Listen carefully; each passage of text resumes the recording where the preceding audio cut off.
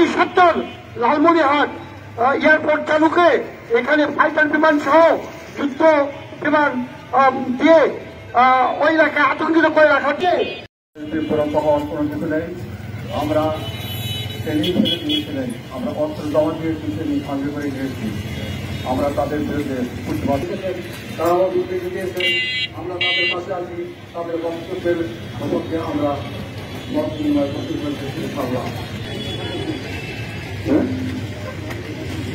এ পর্যায়ে আপনার সঙ্গে বক্তব্য নিয়েছেন গাবতলী ঢাকা রাষ্ট্র সোসাইটির সদস্য সাকির হোসেন রাজু ভাই। সংগঠনের পক্ষ থেকে আমরা আজকে বহু সাতমাটায় দাঁড়িয়েছি ভারত আগ্রাসনের বিরুদ্ধে কিছু কথা বলার জন্য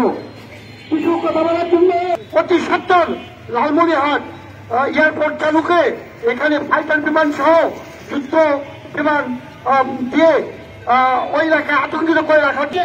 আমাদের সরকার হয়ে পড়ে আমরা বাংলাদেশ সরকারের নিয়োজিত সমস্ত কর্মকাণ্ড পরিচালিত করতে পারবো।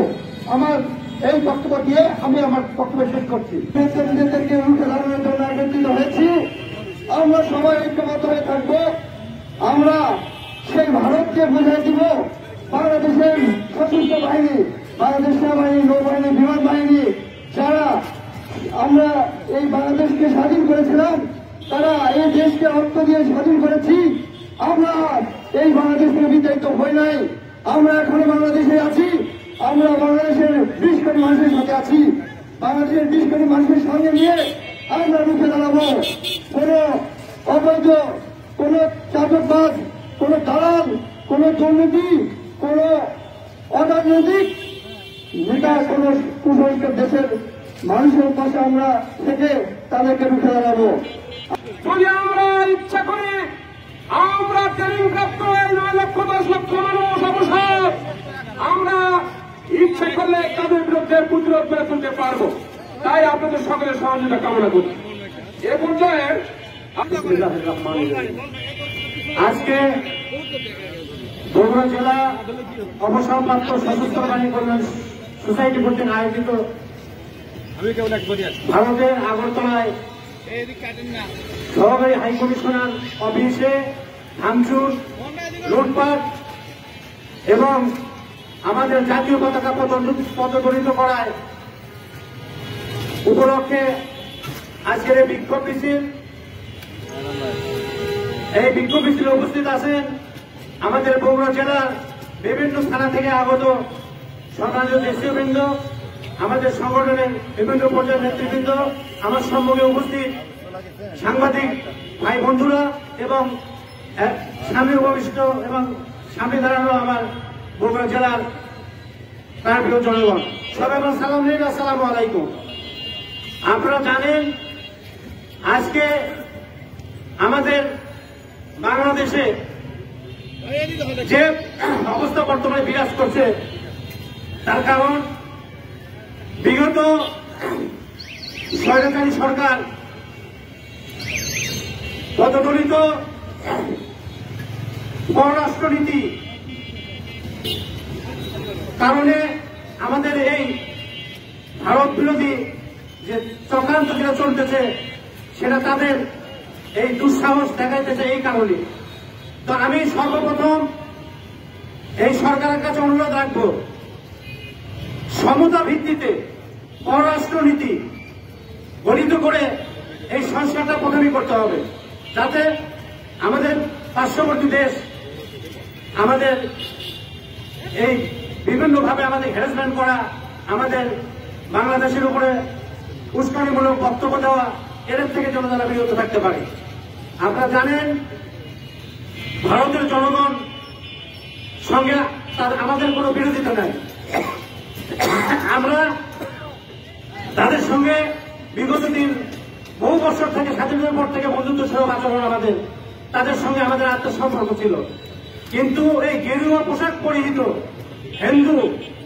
হিন্দুত্ববাদী যে সংগঠন, তারা আজকে এই ভারতে মুসলমানদের হত্যা করা সহ আমাদের বিভিন্নভাবে উস্কানিমূলক বক্তব্য দিয়ে আমাদের দেশকে বিভিন্ন বিদেশের কাছে আমাদের মান সম্মান সহ দেশের যে আমাদের ঐতিহ্য সেটা খর্ব করতেছে এবং বিভিন্নভাবে চেষ্টা করতেছে এই দেশের আমাদের হিন্দু ভাইদের আমাদের সঙ্গে যে সম্পর্ক, এই সম্পর্কটা নষ্ট করার জন্য।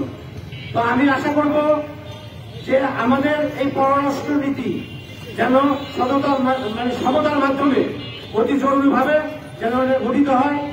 এবং আমি বলতে চাই, ভারতের প্রধানমন্ত্রী মুসলমান হত্যাকারী, হাজার হাজার মুসলমান হত্যাকারী নরেন্দ্র মোদী সরকার, উনি আমাদের বিভিন্নভাবে হুমকি দেয়, কিন্তু ওনার জানা দরকার আজকে আমরা সেনাবাহিনী সেই ৭২ সনের সেনাবাহিনী না, আজকে 2024 সাল সশস্ত্র বাহিনী বাংলাদেশের সারা পৃথিবীতে ৩৯টা দেশে আমরা শান্তি মিশনে অংশগ্রহণ করি।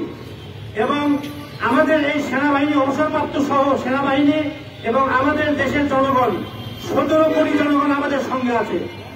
আপনারা ইন্ডিয়াকে বলতে চাই, আপনারা এত দুঃসাহস দেখাইন না, কারণ আমরা এই 18 কোটি জনগণ সশস্ত্র বাহিনীর লোক সহ আমরা আমাদের দেশ রক্ষা করার জন্য আমাদের শেষ রক্তবিন্দু দিয়ে হলেও আমরা আমাদের দেশ রক্ষা করব। এবং আমাদের সীমানার ভিতরে ইনশাল্লাহ এখন কোন প্রকার উস্কানিমূলক এবং এই দেশে ঢোকার মতো ক্ষমতা ইনশাল্লাহ দেখাবেন না, কারণ আমরা আমাদের জীবনের শেষ রক্তবিন্দু দিয়ে হলেও আমাদের দেশকে রক্ষা করবো ইনশাল্লাহ। তো আমি সর্বশেষে অনুরোধ করব যে আমাদের সংগঠনে আমরা সারা বাংলাদেশে আমরা সুসংগঠিত আছি এবং আগামীতে আমরা আরো সুসংগঠিত হয়ে এই জনগণকে এবং দেশকে রক্ষা করার জন্য প্রতিরোধ গড়ে তুলব এবং আমাদের স্বাধীনতা সার্বভৌমত্ব রক্ষা করার জন্য আমাদের শেষ পর্যন্ত আমাদের শেষ রক্তবিন্দুতে হলেও আমরা সারা বাংলাদেশের লোক আমরা চেষ্টা করবো আমাদের সার্বভৌমত্ব এবং স্বাধীনতা আমরা রক্ষা করবো ইনশাল্লাহ। এই বিজয়ের মাসে আমরা এই ওয়াদা করতেছি এবং সবাই ইনশাল্লাহ আমরা এই জীবন আমরা দিব, যদি কোনো কারণে আমাদের দেশ ভবিষ্যৎ আক্রমণ হয় আমরা এই বিজয়ের মাসে ইনশাল্লাহ আমরা সেটা প্রতিরোধ করবো আল্লাহ।